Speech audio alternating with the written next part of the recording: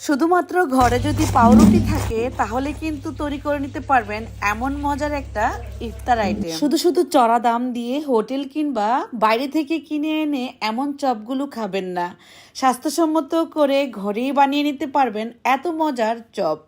এই চপ তৈরি করতে লাগবে পাউরুটি আর ঘরে থাকা কিছু উপকরণ। চলুন দেখে নেই ঝটপট আজকের এই সহজ এবং মজার রেসিপিটি। ইফতারে জমে ওঠার মতো হবে আজকের আয়োজন। প্রথমে আমি কিছু পরিমাণ সবজি নিয়ে নিচ্ছি। এর মধ্যে আছে বাঁধাকপি, গাজর আর পেঁয়াজের কলি। এখানে আমি আমার পছন্দ মতো সবজি নিলাম। আপনার কাছে যদি একটি আইটেমের সবজি থাকে সেটি নিলেই হবে, আপনার পছন্দ মতো সবজি নেবেন। বাঁধাকপি নিলাম কিছুটা পরিমাণ, নিয়ে নিচ্ছি একটা গাজর আর নিচ্ছি পেঁয়াজের কলি। আপনার কাছে যে সবজিটা খেতে ভালো লাগে সেই সবজিটাই কুচি করে কেটে নেবেন। আমি যেভাবে করে কেটে নিই, সাথে একটা কাঁচামরিচও কেটে নিলাম। এবার সামান্য তেলে এই সবজিগুলো ছেড়ে দিচ্ছি। একটা পেঁয়াজ কুচি দিলাম মাঝারি সাইজের, এর মধ্যে লবণ আর আদা রসুনের পেস্ট দিলাম 1 চা চামচ পরিমাণ। এবার এই ভাজিটাকে নেড়েচেড়ে করে নিলাম। লক্ষ্য করলে বুঝতে পারবেন সবজির কালারটা কিন্তু একদমই ঠিক আছে। কালার ঠিক রেখে জাস্ট একটু সময় নিয়ে ভাজি করে নিলাম। এর মধ্যে একটা সেদ্ধ ডিম গ্রেট করে দিয়ে দিচ্ছি। চাইলে কিন্তু ডিমের পরবর্তীতে আপনারা চিকেনও দিতে পারেন। মায়োনিজ দিয়ে দিচ্ছি 2-3 টেবিল চামচ পরিমাণ। মায়োনিজ দিলে এটা স্যান্ডউইচের যে একটা স্বাদ সেটা পাওয়া যাবে। এ ভাজির সাথে চাইলে মিশিয়ে নেবেন। মায়োনিজের পরবর্তীতে চাইলে কিন্তু আপনারা সসও মিশিয়ে নিতে পারেন। চিজ নিয়ে নিলাম সামান্য পরিমাণ গ্রেট করে।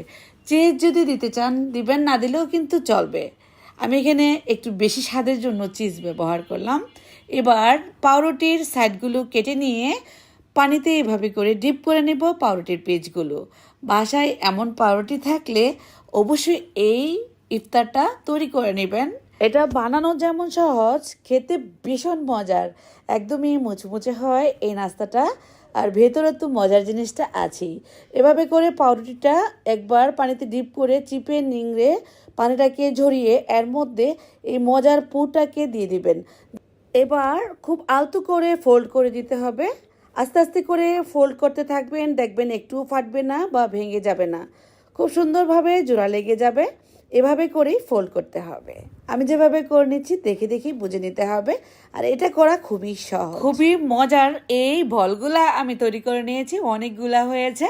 আর তৈরি করা খুবই কিন্তু সহজ, আমি বারবারই বলছি।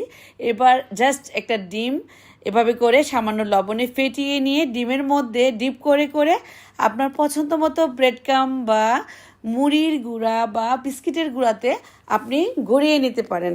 দেখবেন যে খুবই সহজে কিন্তু এটা ভেজে ফেলা যাবে। বা চাইলে আপনি ডিপ ফ্রিজে সংরক্ষণও করতে পারেন এয়ারটাইট বক্সে ভরে, বা চাইলে সঙ্গে সঙ্গে কিন্তু ভেজে ফেলা যায়। তো আমি আজকে সঙ্গে সঙ্গে এই ইফতার আইটেমটা তৈরি করছি ইফতারের জন্য।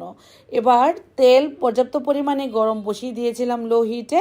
আর তেলটা গরম হয়ে গেলে এবার আমি ছেড়ে দিচ্ছি একে একে করে। এই ইফতারিটা পছন্দ করে না এমন কেউ নেই। এটা খেতে ভীষণই মজার। পাউরুটি দিয়ে তৈরি করার কারণে এটা অনেকটা মিষ্টি মিষ্টি ভাব চলে আসে, স্যান্ডউইচের মতো লাগে, আর একের পর একটা খাওয়া যায়।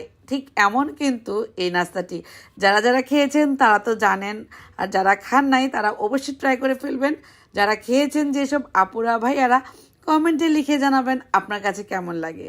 আমি কিন্তু আজকে স্যান্ডউইচের স্বাদটা পেতে পারেন ঠিক এমনই একটি রেসিপি আপনাদের সাথে শেয়ার করলাম। আশা করলাম যে ভালো লাগলো আপনাদের কাছে আমার আজকের রেসিপি। ভালো লাগলে বেশি বেশি করে শেয়ার করে দিবেন, কমেন্টে আপনাদের মতামত জানিয়ে দিবেন। সবাই ভালো থাকবেন, সুস্থ থাকবেন। আবারও দেখা হবে নতুন রেসিপির সাথে। তো কতটা মচমচে হয়েছে আমি যেতে যেতে একটা ভেঙে দেখিয়ে দিচ্ছি। আর এটার ভেতরের পুরের কারণে বেশি মজা লাগে। ট্রাই করবেন। আজ বিদায়, আল্লাহ হাফেজ।